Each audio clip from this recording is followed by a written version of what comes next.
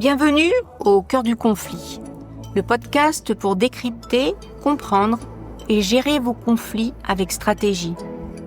Avec Karine Gava et le cabinet Resolveco, votre expert en gestion de conflits. Bonjour et bienvenue dans ce nouvel épisode d'Au cœur du et médiation. Aujourd'hui, une fois qu'on a arrêté de diagnostiquer l'autre, que fait-on concrètement ? Comment adapter sa stratégie en conflit selon ce qui pilote réellement la personne en face ? Dans cet épisode d'Au cœur du conflit, nous allons mettre en lumière les leviers stratégiques réels face aux profils les plus difficiles à gérer en situation de conflit. Sans psychologiser sauvagement, sans se soumettre et sans s'épuiser à vouloir changer quelqu'un qu'on ne changera pas. Et je vous donnerai à la fin 2 outils concrets pour identifier le bon levier et choisir la bonne réponse dans votre situation. Si vous êtes en conflit ou si le sujet vous intéresse, écoutez jusqu'au bout. Vous y trouverez des clés essentielles. C'est parti. Alors il y a une phrase que personne n'aime entendre quand on est en conflit, une phrase frustrante, une phrase qui irrite, et pourtant une phrase libératrice. La voici.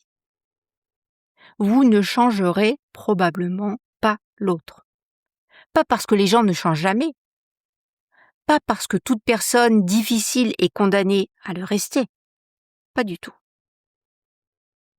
Mais parce qu'en situation de conflit, surtout quand les enjeux sont importants, les blessures activées, les défenses mobilisées, vous n'êtes généralement pas dans la bonne position pour transformer la structure psychique de la personne en face.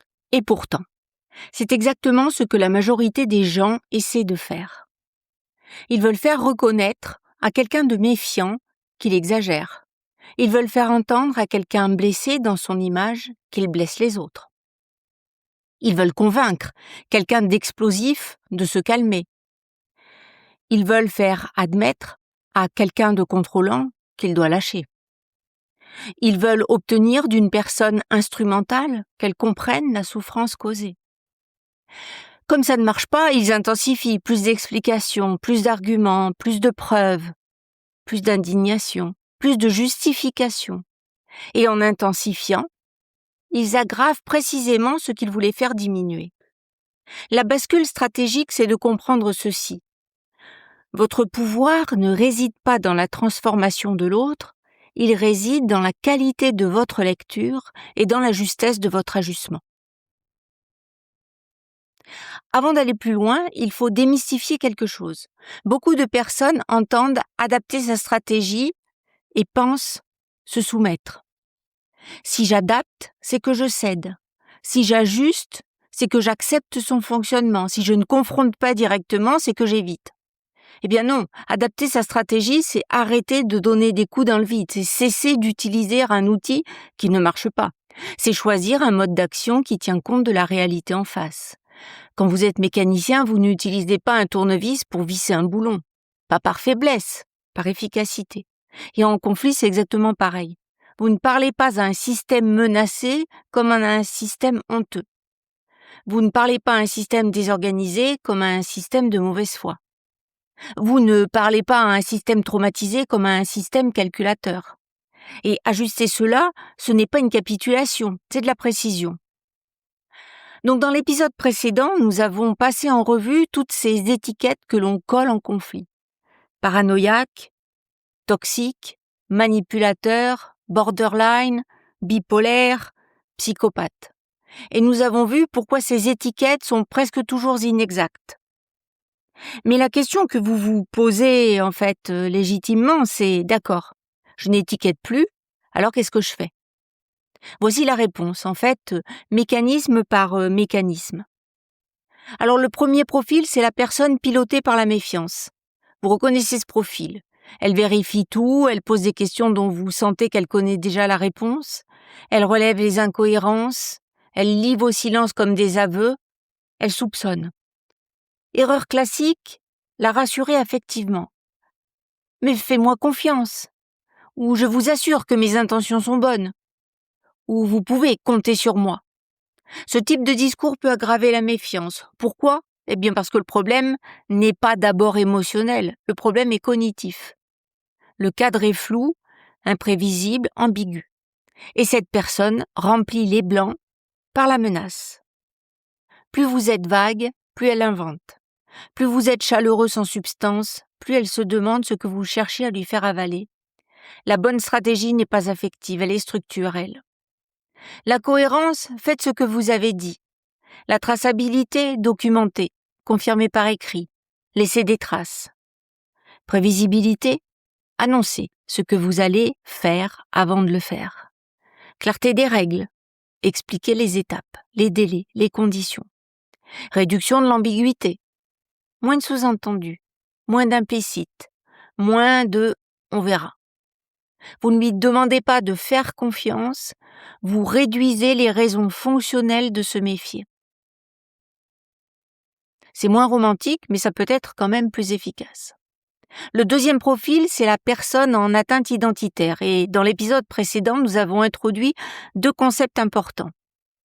L'atteinte identitaire, c'est le moment où la personne vit le conflit non plus comme un désaccord sur des faits, mais comme une menace sur ce qu'elle est.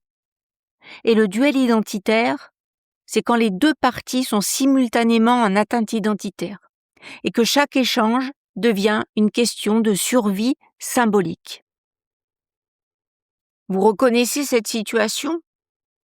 Elle ne supporte pas d'être contredite en public. Elle contre-attaque quand on touche à sa réputation. Elle ne reconnaît jamais ses torts directement.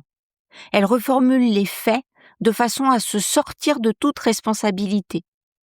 Et si vous la confrontez, elle escalade. Erreur classique, la confrontation frontale. Je vais lui dire ses 4 vérités. Il faut qu'il admette ses torts. Je vais le remettre à sa place. En pratique, vous allumez le duel identitaire. Et dans un duel identitaire, personne ne gagne vraiment. Surtout pas l'accord que vous cherchez. Plus vous humiliez, même involontairement, plus vous rigidifiez. Plus vous cherchez à démontrer publiquement qu'elle ou il a tort, plus elle ou il déforme, attaque, retourne. Le conflit de fond cède la place au duel identitaire. Et dans ce duel, l'enjeu n'est plus le problème initial, l'enjeu devient qui va survivre symboliquement. La bonne stratégie, laisser une porte de sortie honorable. Cela ne veut pas dire valider ce qui est faux. Cela ne veut pas dire céder sur le fond. Cela veut dire permettre à cette personne de revenir au réel sans avoir le sentiment de s'y écraser. Formulez différemment. Pas « vous avez tort », mais « voici ce que je propose ». Évitez les arènes publiques. Ce qui peut être dit à 2 doit le rester à 2. Distinguez la personne du comportement. Ce n'est pas elle qui est en cause, c'est ce point précis. Laissez de l'espace, une décision prise sans honte se tient dans le temps. Vous n'êtes pas là pour flatter. Vous êtes là pour ne pas déclencher la guerre qui vous empêchera d'avancer, vous. Le troisième profil, c'est la personne pilotée par l'émotion débordante.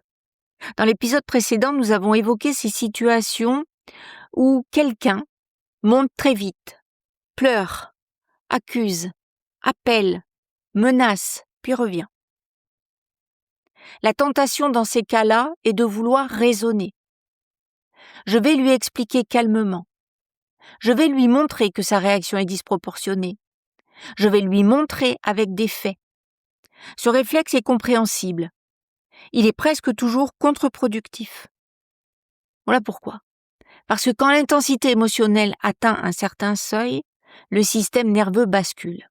Et les recherches en neurosciences montrent clairement que, passé ce seuil, les capacités d'intégration cognitive s'effondrent. La personne n'est pas idiote, elle est envahie. Elle ne manque pas d'intelligence, elle manque de régulation dans ce moment précis. Argumenter à ce moment-là, c'est parler à quelqu'un qui ne peut pas vous entendre. La bonne stratégie, contenir d'abord, clarifier ensuite.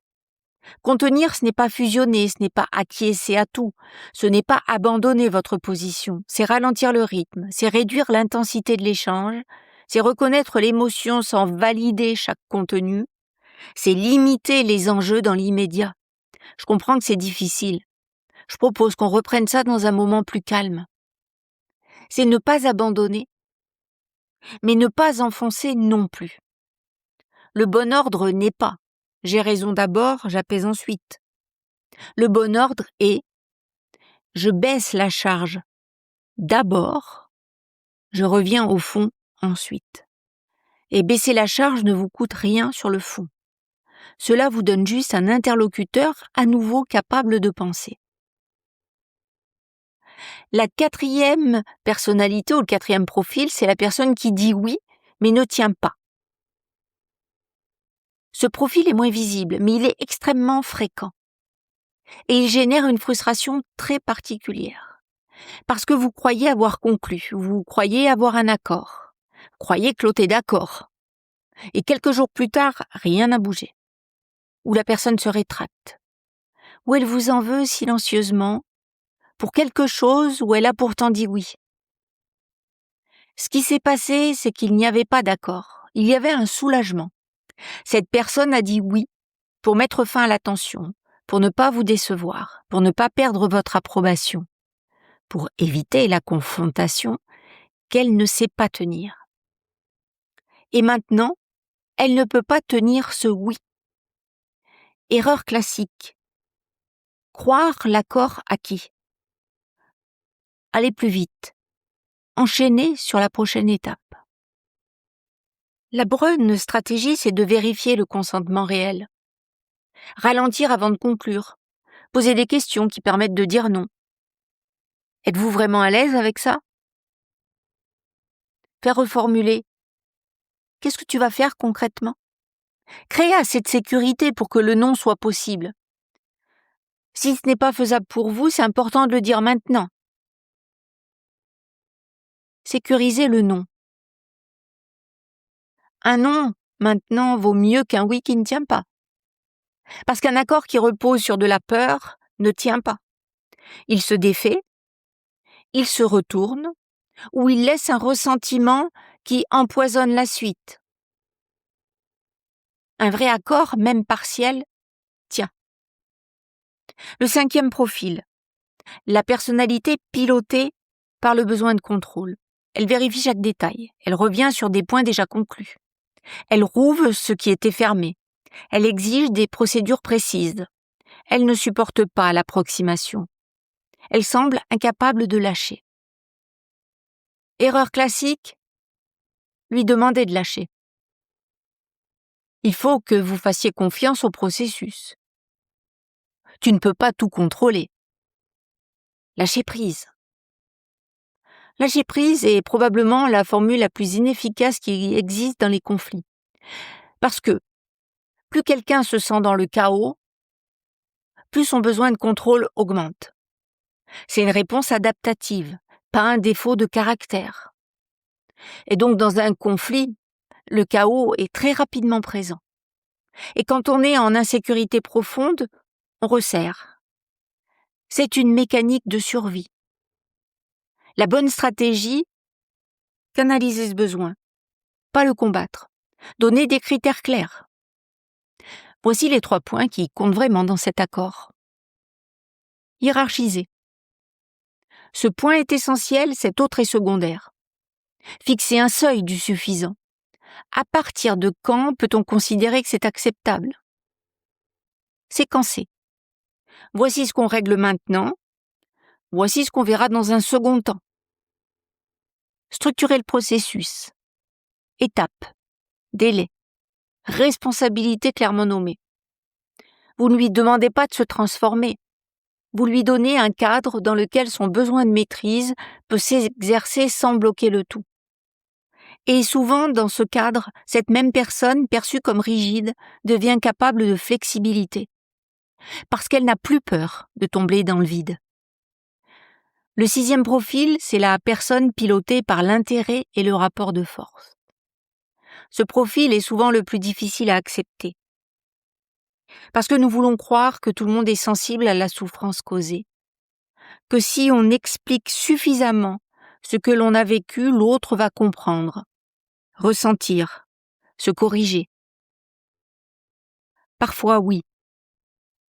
Mais dans certains cas, ce levier, la culpabilité, l'empathie, l'appel moral est tout simplement faible.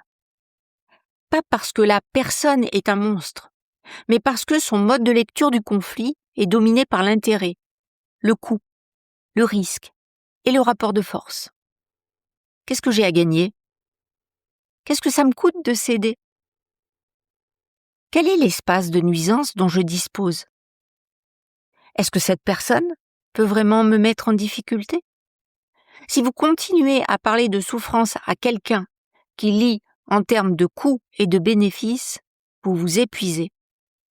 La bonne stratégie: parlez le langage qui est entendu, pas l'émotion, le cadre, pas la culpabilité, les conséquences, pas le récit de votre douleur, les faits documentés, pas l'appel à la bonne volonté, la règle, le tiers, la limite. Ce n'est pas du cynisme, c'est de la lucidité. Et la lucidité vous protège.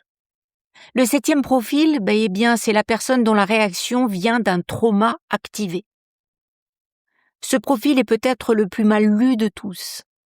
Et c'est celui qui génère le plus de malentendus, y compris chez des personnes de bonne volonté. Vous êtes dans un conflit. La personne réagit de façon que vous jugez disproportionnée. Elle panique pour quelque chose qui vous semble anodin. Elle se rigidifie sur un point apparemment mineur. Elle vous accuse de choses qui n'ont rien à voir avec ce que vous faites. Elle surinterprète vos silences, vos délais, vos formulations. Et vous pensez, c'est de la manipulation. Elle exagère. C'est une prise d'otage émotionnelle. Mais voici ce qui peut se passer. La situation présente à activer quelque chose. Quelque chose d'ancien. Une blessure préexistante. Une expérience passée de trahison, d'abandon, de mépris, d'humiliation, de violence. Et le système nerveux, pas l'intelligence, pas la volonté, pas le caractère, le système nerveux a lu le danger. Quand cela se produit, la personne n'est plus tout à fait dans la situation présente. Elle est dans une réaction à quelque chose qui ressemble à ce qu'elle a déjà vécu. Et vos arguments parfaitement logiques et justes, elle ne les entend pas. Pas parce qu'elle refuse, parce que le système nerveux, en mode survie, n'a pas accès à la même fenêtre de traitement cognitif. La bonne stratégie ici est probablement la plus contre-intuitive de toutes. Sécuriser avant de raisonner. Réduire la charge de la situation. Moins de surprises, moins d'ultimatums, moins d'imprévus. Prévenir. Voici ce qui va se passer. Voici ce que je vais faire. Ralentir le rythme. Donner des repères, étapes, délais, contacts clairs. Limiter le sentiment d'être acculé. Toujours laisser une issue, une marge, un espace. Ce n'est qu'une fois que le niveau de menace a baissé que vous pouvez revenir au fond. Et si vous sautez cette étape, si vous forcez le fond avant d'avoir sécurisé le contexte, vous allez confirmer exactement ce que la personne redoutait. Le 8e profil. La personne dont l'état du moment fausse tout. Il faut maintenant aborder quelque chose d'important et souvent négligé. Parfois, le problème n'est pas un trait de personnalité. C'est un état du moment. Et si vous traitez un état du moment comme une personnalité stable, vous vous trompez de niveau. Quelqu'un en phase d'emballement peut vous sembler brillant, convaincant, sûr de lui, décisif. Il veut aller vite, il tranche, il est euphorique. C'est tentant de croire que vous avez enfin une fenêtre pour conclure.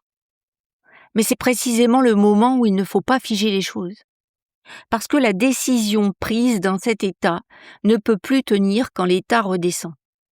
De la même façon, quelqu'un en phase dépressive peut accepter n'importe quoi, par épuisement, par dévalorisation, par incapacité à défendre ses intérêts. Et là encore, vous risquez de construire un accord sur du sable. La bonne stratégie, ici, temporiser. Je préfère qu'on fasse le point dans 2 semaines. Prenons le temps de vérifier que cet accord tient pour vous dans la durée. Donnons-nous un délai de réflexion avant de conclure. Une bonne stratégie n'est pas seulement une stratégie efficace sur le moment, c'est une stratégie qui tient quand l'état du moment retombe.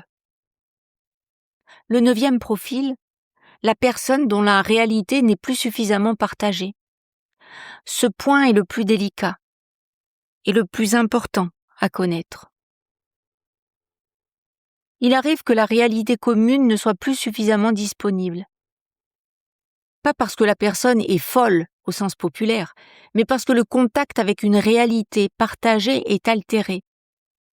Alors je vous explique, parce que cela peut prendre des formes très différentes. Des convictions très rigides que rien ne peut faire bouger. Un récit du conflit tellement remanié qu'il n'y a plus de lien reconnaissable avec ce qui s'est passé. Une certitude absolue, imperméable aux faits.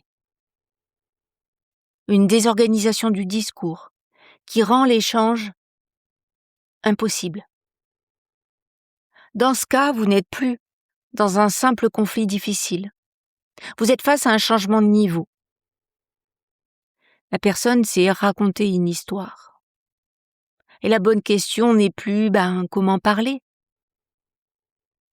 La bonne question devient peut-on encore travailler utilement ici? Parfois la réponse est oui. Avec beaucoup de concret, de simplicité, de prudence. Parfois la réponse est non. Et accepter cela n'est pas un échec. C'est du discernement. Continuer à vouloir négocier quand la réalité n'est plus partagée n'est pas une preuve de compétence. C'est une erreur de niveau. Alors avant de vous donner les exercices, il y a un point qu'il faut réintégrer ici. Parce qu'il change profondément votre lecture. Une partie de ce que vous voyez chez l'autre peut avoir été créée par le conflit lui-même. Ce profil contrôlant. Peut-être était-il beaucoup plus souple avant que la situation ne devienne chaotique.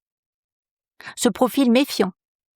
Peut-être a-t-il été sincèrement trompé à un moment du conflit. Ce profil froid et distant. Peut-être est-il en phase de saturation, pas en mode antisocial. Ce profil rigide. Peut-être est-il épuisé, et la rigidité, sa seule façon de tenir debout. Ce n'est pas de l'excuse, c'est de l'information. Et cette information est précieuse, parce qu'elle vous dit que certaines choses peuvent changer si les conditions changent.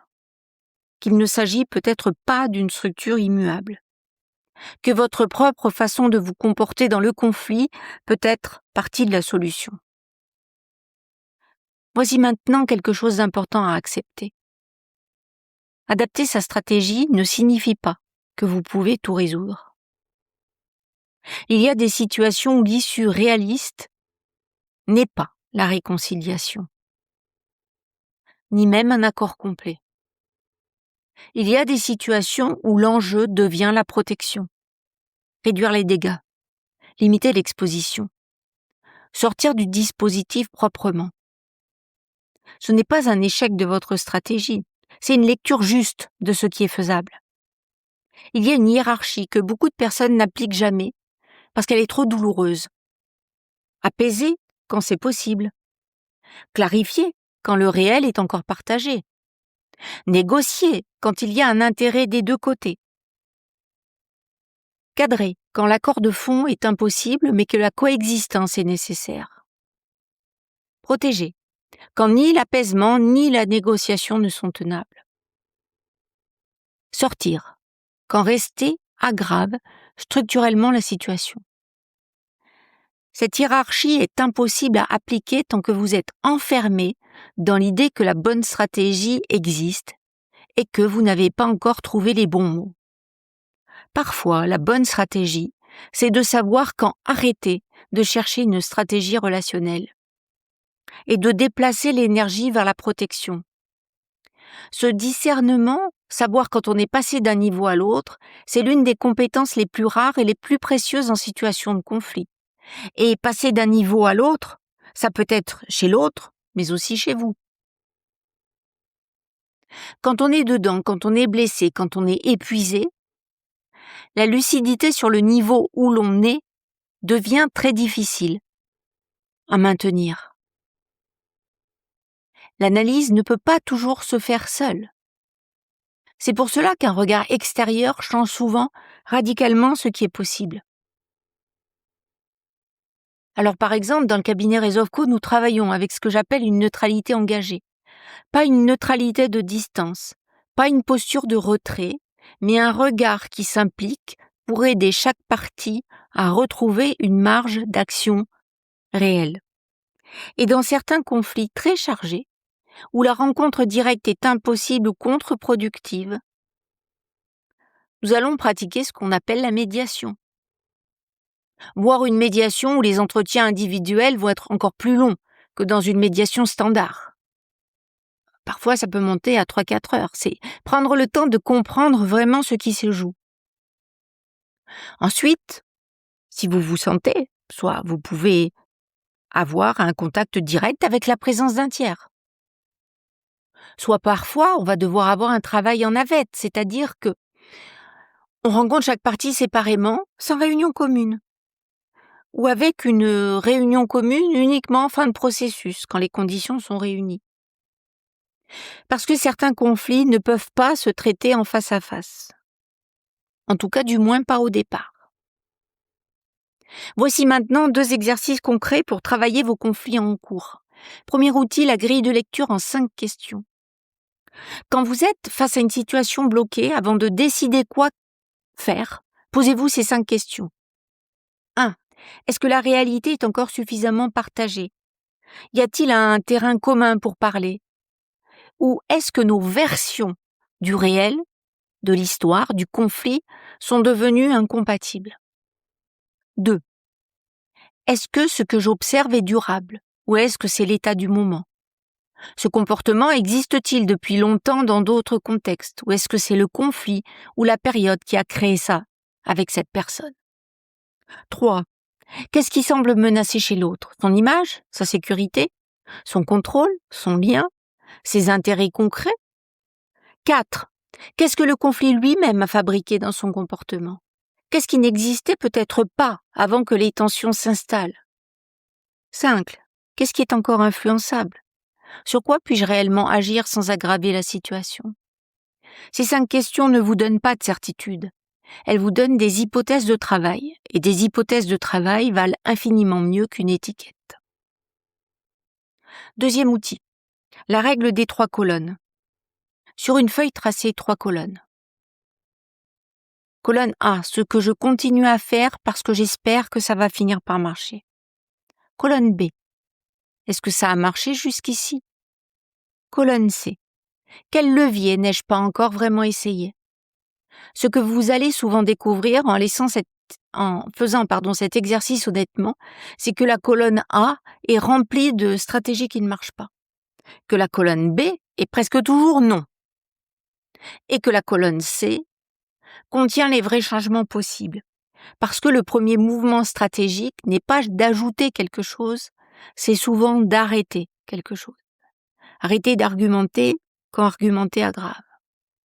Arrêter de rassurer quand rassurer nourrit la méfiance. Arrêter d'attendre un accord qu'on n'obtiendra pas.